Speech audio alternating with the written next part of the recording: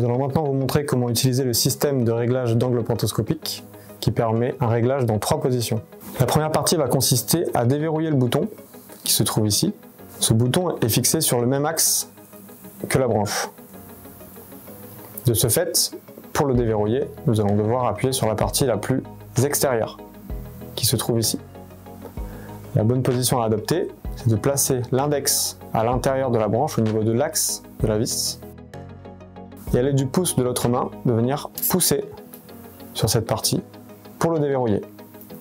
Ainsi, il se retrouve dans une position ouverte. Nous allons maintenant passer à la deuxième étape.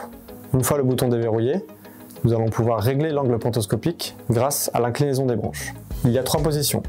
La première forme un angle pantoscopique de 12 degrés. La seconde va permettre d'augmenter l'angle pantoscopique de 8 degrés. Nous repassons en position initiale.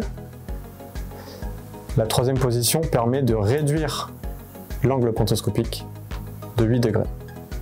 La troisième étape va consister à reverrouiller le bouton. Une fois l'angle pantoscopique réglé à la position souhaitée, nous allons pouvoir appuyer sur la partie interne du bouton pour le reverrouiller.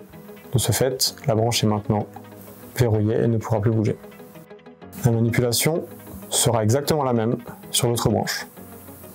L'objectif du système est d'optimiser l'ergonomie de la monture.